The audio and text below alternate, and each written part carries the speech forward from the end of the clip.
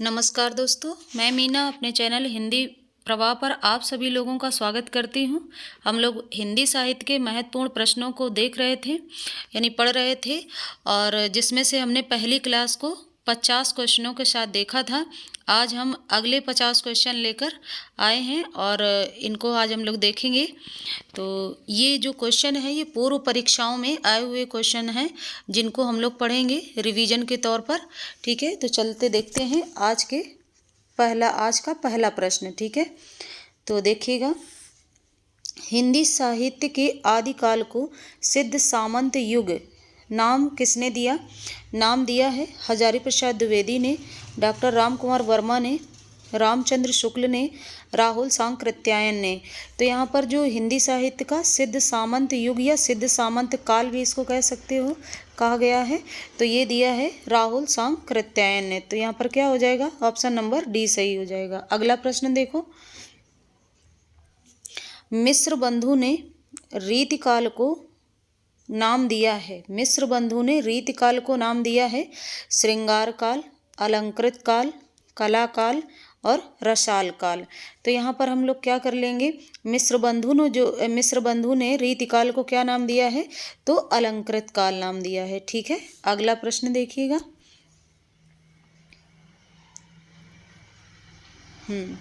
अगला देखो, असंगत विकल्प को चुनिए। हिंदी साहित्य का दूसरा इतिहास, डॉक्टर बच्चन सिंह। हिंदी साहित्य 20वीं शताब्दी, बाबू श्याम सुंदर दास। हिंदी साहित्य का इतिहास, लक्ष्मी सागर वार्ष्णेय। हिंदी साहित्य का आलोचनात्मक इतिहास, इधर आ गया है, टाइपिंग मिस्टेक है, तो ये राम कुमार वर्मा। तो आलोचनात्मक इतिहास जो है ये तो किसने दिया है? राम कुमार वर्मा ने दिया है। हिंदी साहित्य का इतिहास लक्ष्मी सागर वार्ष्णेय ने दिया है। और दूसरा इतिहास जो लिखा है वो किसने लिखा है? बच्चन सिंह ने लिखा है। लेकिन हिंदी साहित्य 20वीं शताब्दी ये श्याम सुंदर दास का नहीं है, ये किसका है? तो ये नंद दुलारे वाजपेयी का है। किसका है? नंद दुलारे वाजपेयी का है, दुलारे वाजपेयी का है। ठीक है, नंद दुलारे वाजपेयी का है। अगला प्रश्न देखिए, अगला प्रश्न तो देखिएगा,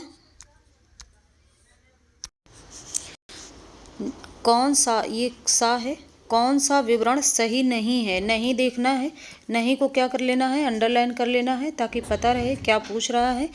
तो option number A, Garcin de Tassy ने अपने इतिहास ग्रंथ में कवियों को काल क्रमानुसार प्रस्तुत किया। दूसरा है option number B, Shiv Singh Saroj में लगभग 1000 कवियों का जीवन चरित्र उनके कविताओं के उदाहरण सहित प्रस्तुत किया गया है। और option number C, George Grierson के इतिहास ग्रंथ का हिंदी अनुवाद हिंदी साहित्य का प्रथम इतिहास शीर्षक से प्रकाशित हुआ है। और अगला है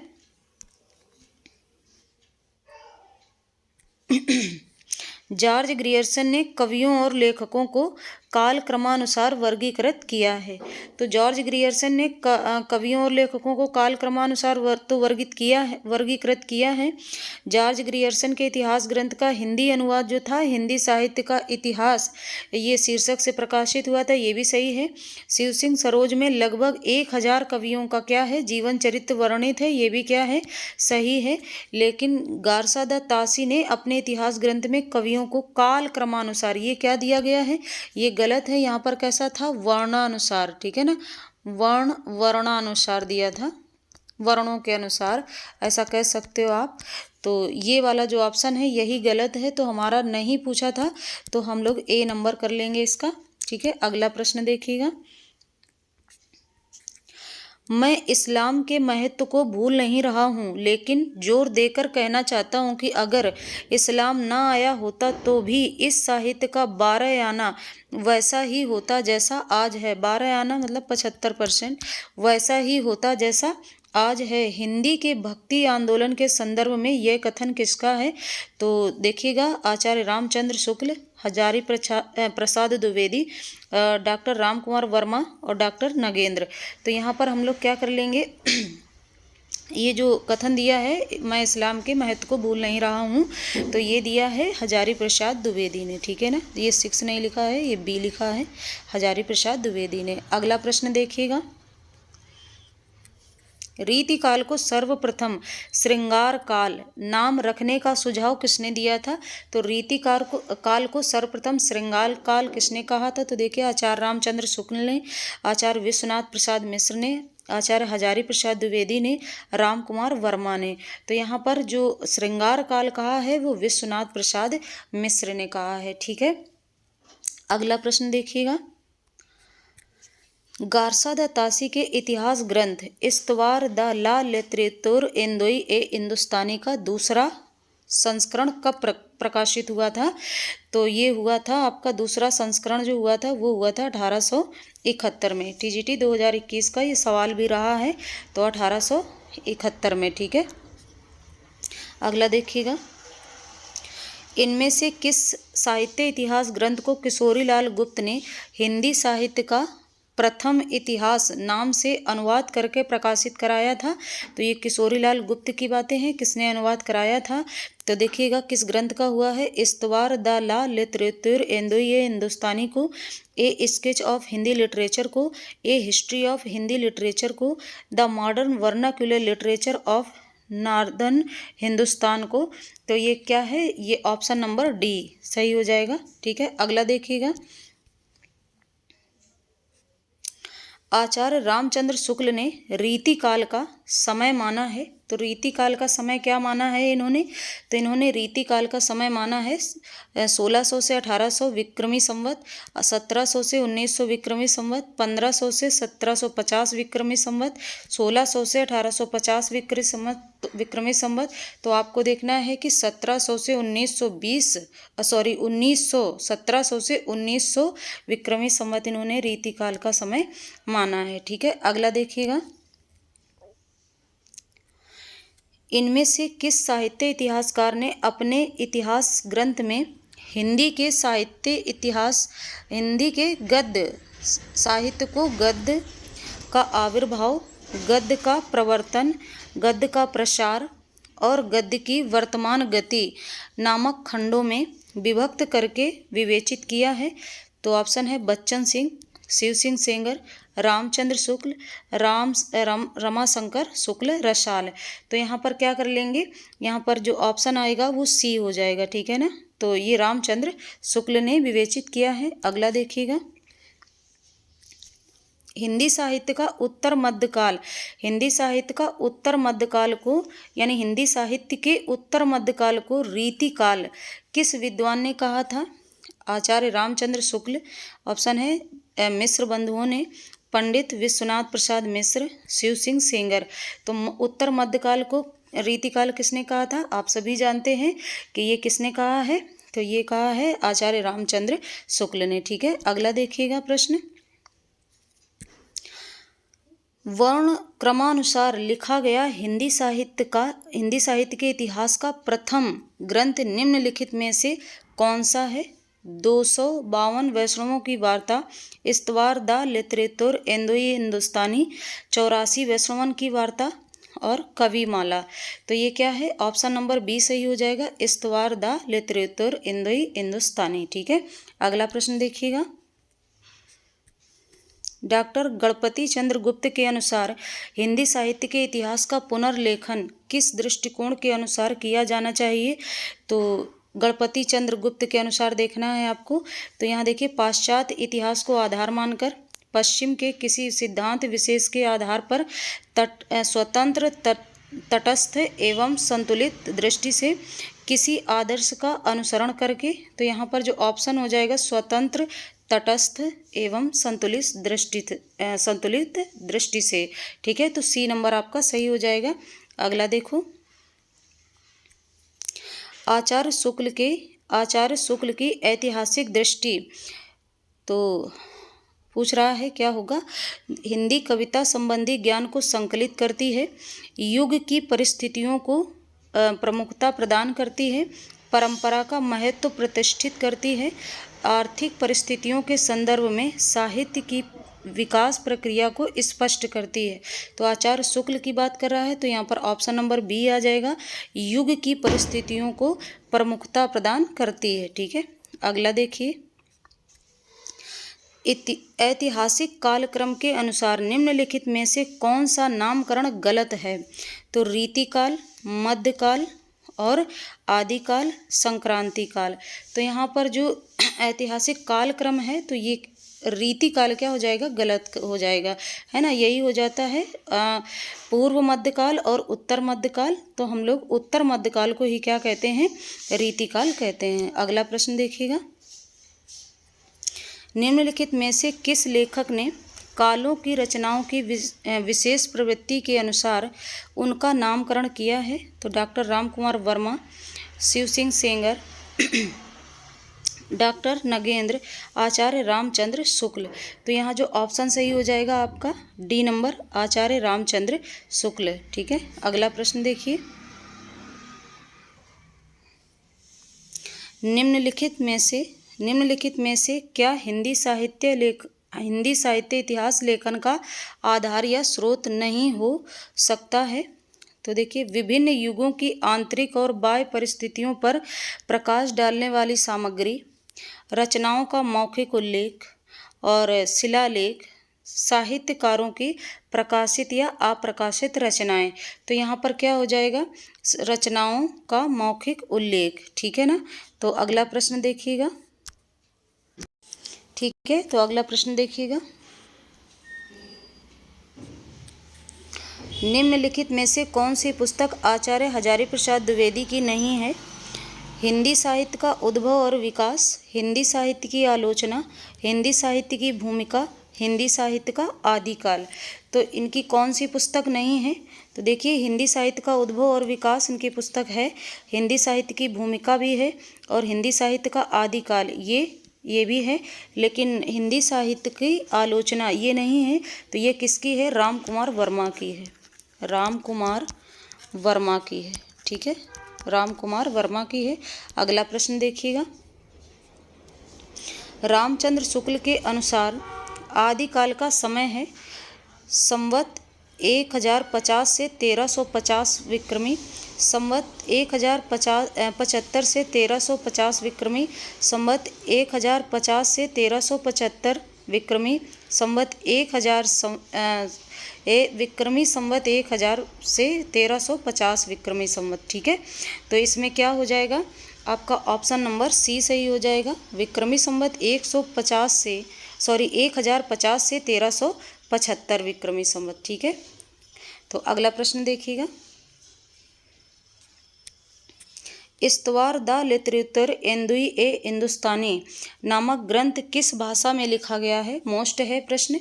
तो देखिए, जर्मन, अंग्रेजी, हिंदी, फ्रेंच। तो यहाँ पर क्या कर लेंगे? फ्रेंच भाषा। ठीक है, फ्रेंच भाषा में लिखा गया था। अगला प्रश्न देखिएगा, हिंदी के प्रारंभिक काल को आदिकाल नाम देने वाले हैं राहुल सांकृत्यायन, राम कुमार वर्मा, महावीर प्रसाद द्विवेदी, हजारी प्रसाद द्विवेदी। तो प्रारंभिक काल को आदिकाल नाम किसने दिया है? तो आप लोग कर लेंगे डी नंबर, हजारी प्रसाद द्विवेदी। ठीक है, अगला प्रश्न देखिएगा, ज्ञान राशि के संचित कोश का नाम साहित्य है। साहित्य के संदर्भ में ये किस मनीषी मतलब विद्वान का कथन है? तो डॉक्टर हजारी प्रसाद द्विवेदी, पंडित महावीर प्रसाद द्विवेदी और पंडित रामचंद्र शुक्ल और डॉक्टर नगेंद्र। तो यहाँ पर हम लोग क्या कर लेंगे? 22 का आंसर हो जाएगा बी, हाँ, महावीर प्रसाद द्विवेदी। ज्ञान राशि की संचित कोश का नाम साहित्य है, तो यहाँ क्या कर लेंगे? महावीर प्रसाद द्विवेदी। अगला प्रश्न देखिएगा, हिंदी साहित्य के इतिहास का काल विभाजन करने वाले प्रथम इतिहासकार कौन है? पंडित राहुल सांकृत्यायन, जॉर्ज ग्रियर्सन, पंडित रामचंद्र शुक्ल और मिश्र बंधु। तो इन्होंने सर्वप्रथम काल विभाजन किसने किया था? तो यहाँ पर बी, जॉर्ज ग्रियर्सन सही हो जाएगा, बी नंबर। अगला प्रश्न देखिए, रामचंद्र शुक्ल के वीर गाथा काल को आदिकाल यानी वीर गाथा काल को क्या कहा है? आदिकाल किसने कहा है? तो वीर गाथा काल को आदिकाल कहा है महावीर प्रसाद द्विवेदी, शांति प्रिय द्विवेदी, हजारी प्रसाद द्विवेदी, गणपति चंद्र गुप्त। तो ऑप्शन आपका हो जाएगा सी। आदिकाल किसने कहा है? हजारी प्रसाद द्विवेदी ने कहा है। ठीक है, अगला प्रश्न देखिए। हिंदी साहित्य 20वीं शताब्दी के रचयिता हैं निर्मला जैन, नंद दुलारे वाजपेयी, नामवर सिंह और बच्चन सिंह। तो हमने पीछे क्वेश्चन को देख रखा है, ये कौन हो जाएंगे? नंद दुलारे वाजपेयी। ठीक है, अगला प्रश्न देखिएगा। कविता कौमुदी के संग्रहकर्ता हैं श्याम सुंदर दास, राहुल सांकृत्यायन, नगेंद्र और राम नरेश त्रिपाठी। तो कविता कौमुदी के संग्रहकर्ता कौन है? तो कविता कौमुदी जो लिखी है वो लिखी है आपके राम नरेश त्रिपाठी ने। ठीक है, तो ऑप्शन नंबर डी सही हो जाएगा। अगला प्रश्न देखिए। मिश्र बंधुओं में शामिल नहीं है गणेश बिहारी, श्याम बिहारी, केशव बिहारी, सुखदेव बिहारी। तो आप जानते हैं कि गणेश बिहारी शामिल है, श्याम बिहारी शामिल है, सुखदेव बिहारी भी शामिल हैं, लेकिन कौन नहीं है? केशव बिहारी शामिल नहीं है। तो ऑप्शन नंबर सी सही हो जाएगा। अगला प्रश्न देखिए। मिश्र बंधुओं के अनुसार हिंदी का प्रथम गद्य लेखक है सरहपा। मिश्र बंधुओं के अनुसार पूछ रहा है। सरहपा, गोरखनाथ, विद्यापति, अमीर खुसरो। तो यहाँ पर मिश्र बंधुओं के अनुसार जो हो जाएगा वो कौन हो जाएगा? तो देखिए, तो मिश्र बंधुओं के अनुसार कौन है? हिंदी का प्रथम गद्य लेखक किसे माना गया है? तो गोरखनाथ को माना गया है। ऑप्शन नंबर बी सही हो जाएगा। अगला प्रश्न देखिएगा। हिंदी साहित्य के इतिहास ग्रंथ की रचना निम्नलिखित में से सबसे पहले किसने की थी? तो हिंदी साहित्य के इतिहास ग्रंथ की रचना, हिंदी साहित्य पूछ रहा है। ठीक है, तो ग्रंथ की रचना किसने की थी? तो यहाँ पर कर लेंगे जॉर्ज ग्रियर्सन, शिव सिंह सेंगर, मिश्र बंधु, रामचंद्र शुक्ल। तो इनमें से क्या हो जाएगा? ऑप्शन नंबर बी सही हो जाएगा, शिव सिंह सेंगर ने। ठीक है, तो हिंदी साहित्य के इतिहास ग्रंथ की रचना सर्वप्रथम किसने की है? तो शिव सिंह सेंगर ने की है। अगला पॉइंट प्रश्न देखिएगा। शिव सिंह सरोज का रचना काल है 1883, 1830, 1836, 1810। तो यहाँ पर हम शिव सिंह सरोज की बात कर रहे हैं, तो क्या हो जाएगा? 1883 सही हो जाएगा। अगला प्रश्न देखिएगा। निम्नलिखित में से किस रचनाकार ने अपना लेखन गद्य तक ही सीमित रखा है? गद्य तक ही इन्होंने सीमित रखा है, मतलब पद्य में कुछ भी नहीं लिखा है। तो ऑप्शन देखिएगा। रामविलास शर्मा, रामचंद्र शुक्ल, प्रेमचंद्र और डॉक्टर नगेंद्र। ये नगेंद्र, तो फिर यहाँ पर ऑप्शन जो सही हो जाएगा वो कौन है? प्रेमचंद है। ठीक है, सी नंबर सही है, प्रेमचंद। अगला प्रश्न देखिए। अपभ्रंश को पुरानी हिंदी सर्वप्रथम किसने कहा है? तो अपभ्रंश को पुरानी हिंदी सर्वप्रथम कहा है जॉर्ज ग्रियर्सन। ऑप्शन देखिए। जॉर्ज ग्रियर्सन, चंद्रधर शर्मा गुलेरी, रामचंद्र शुक्ल और राहुल सांकृत्यायन। तो यहाँ पर ऑप्शन जो हो जाएगा, अपभ्रंश को पुरानी हिंदी किसने कहा है? तो चंद्रधर शर्मा गुलेरी ने कहा है। ठीक है, अगला प्रश्न देखिए। कहा तो रामचंद्र शुक्ल और राहुल सांकृत्यायन ने भी है, लेकिन आपका सर्वप्रथम की बात कर रहा है, तो क्या हो जाएगा?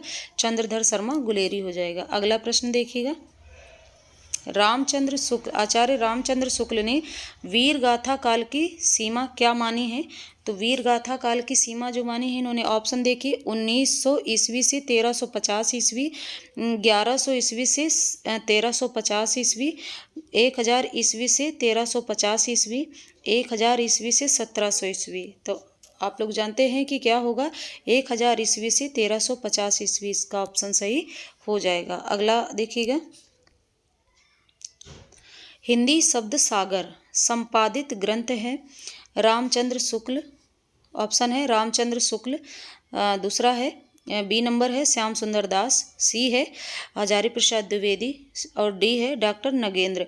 तो यहाँ पर हिंदी शब्द सागर की बात कर रहा है, तो हिंदी शब्द सागर में क्या हो जाएगा? श्याम सुंदर दास। ऑप्शन नंबर कौन हो जाएगा? बी सही हो जाएगा, श्याम सुंदर दास। अगला प्रश्न देखिए। हिंदी साहित्य की भूमिका पुस्तक के लेखक कौन हैं? तो आचार्य रामचंद्र शुक्ल, ऑप्शन नंबर ए है आचार्य रामचंद्र शुक्ल। और बी यहाँ पर क्या कर लेंगे, ठीक है चलिए बी सी हो गया है तो यहाँ बी कर दीजिए, यहाँ पर सी कर दीजिए। तो विश्वनाथ प्रसाद मिश्र और राम कुमार वर्मा, हजारी प्रसाद द्विवेदी। तो हिंदी साहित्य की जो भूमिका है ये किसने लिखी है पुस्तक? तो ये लिखी है हजारी प्रसाद द्विवेदी ने, आचार्य हजारी प्रसाद द्विवेदी ने लिखी है। कब लिखी थी? तो ये 1940 लिख लेंगे, ठीक है। हिंदी साहित्य का उद्भव और विकास भी इन्हीं का है 1952 में, और हिंदी साहित्य का आदिकाल ये है 1952-53 में, जो कि तीनों ही ग्रंथ किसके हैं? हजारी प्रसाद द्विवेदी के हैं। अगला प्रश्न देखिएगा, आंग्ल भाषा में लिखा गया हिंदी साहित्य का इतिहास स्केच ऑफ हिंदी लिटरेचर के लेखक हैं। स्केच ऑफ हिंदी लिटरेचर, ठीक है, के लेखक हैं, हिंदी लिटरेचर के लेखक हैं पादरी, ऑप्शन नंबर ए है पादरी F.E.K. बी देखिए पादरी Edwin Greaves, Garcin de Tassy, George Grierson. तो यहाँ पर ऑप्शन जो सही हो जाएगा ये है ऑप्शन नंबर ए पादरी F.E.K. अगला प्रश्न देखिए, साहित्य जनता की चित्रवृत्ति का संचित प्रतिबिंब है। क्या है? कोटेशन परिभाषा है, ये कथन है दिया हुआ। क्या है? साहित्य जनता की चित्तवृत्ति का संचित प्रतिबिंब है। इस पंक्ति के लेखक हैं, यानी सही लेखक बताना है आपको, महावीर प्रसाद द्विवेदी, गुलाब राय, रामचंद्र शुक्ल, प्रेमचंद। तो यहाँ पर जो हो जाएगा ऑप्शन नंबर सी सही हो जाएगा, ठीक है। तो ये है रामचंद्र शुक्ल। अगला देखिएगा, हिंदी साहित्य के इतिहास को व्यवस्थित रूप देने का श्रेय किसको है? व्यवस्थित रूप पूछ रहा है, ये चीज़ ध्यान दें। शिव सिंह सरोज, आचार्य रामचंद्र शुक्ल, जॉर्ज ग्रियर्सन, मिश्र बंधु। तो यहाँ पर व्यवस्थित जो रूप दिया है वो दिया है रामचंद्र शुक्ल ने, तो ऑप्शन नंबर बी सही हो जाएगा। अगला प्रश्न देखिए, भक्ति काल का नाम पूर्व मध्यकाल, भक्ति काल का नाम क्या दिया है? पूर्व मध्यकाल किस आचार्य ने दिया है? तो डॉक्टर नगेंद्र ने, डॉक्टर राम कुमार वर्मा ने, आचार्य नंद दुलारे वाजपेयी ने, आचार्य हजारी प्रसाद द्विवेदी ने। तो ऑप्शन क्या सही हो जाएगा आपका? आचार्य हजारी प्रसाद द्विवेदी ने क्या कहा है? पूर्व मध्यकाल इसको कहा है, भक्ति काल को, ठीक है। अगला देखिएगा, मिश्र बंधुओं ने परिवर्तन काल की समय सीमा निर्धारित की है। विक्रमी संवत 1890 से विक्रमी संवत 1925 और विक्रमी संवत 1791 से विक्रमी संवत 1889, विक्रमी संवत 1890 से विक्रमी संवत 1925 ईस्वी, सन 1925 ईस्वी, ठीक है। और संवत 1791 से सन 1889 ईस्वी। तो यहाँ पर जो ऑप्शन सही हो जाएगा वो क्या हो जाएगा? विक्रमी संवत 1791 से विक्रमी संवत 1889, ठीक है ना। तो ये मिश्र बंधुओं ने परिवर्तन काल की समय सीमा को बताया है।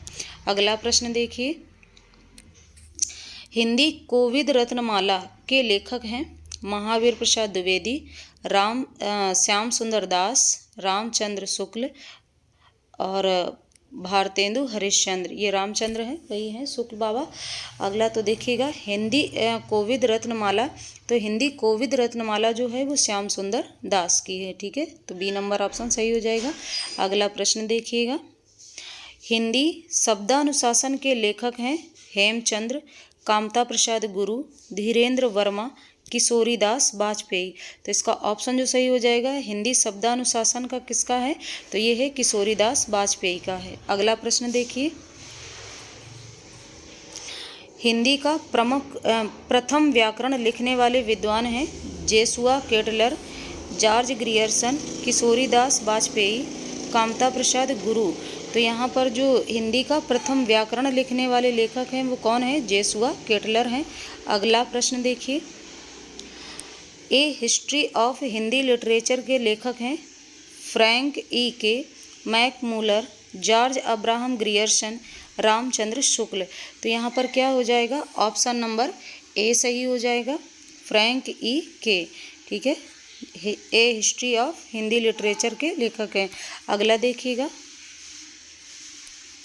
आचार्य रामचंद्र शुक्ल ने द्वितीय उत्थान को समय कब से कब तक माना है? द्वितीय उत्थान का समय कब से कब तक माना है? तो ये माना है, देखिएगा ऑप्शन नंबर ए 1893 से 1918 ईस्वी, 1885 से 1918 ईस्वी, 1900 से 1920 ईस्वी, 1903 से 1920 ईस्वी। तो यहाँ पर जो ऑप्शन सही हो जाएगा वो हो जाएगा 1893 से 1918 ईस्वी। अगला प्रश्न देखिए, आचार्य रामचंद्र शुक्ल ने प्रथम उत्थान का समय कब से कब तक निर्धारित किया है?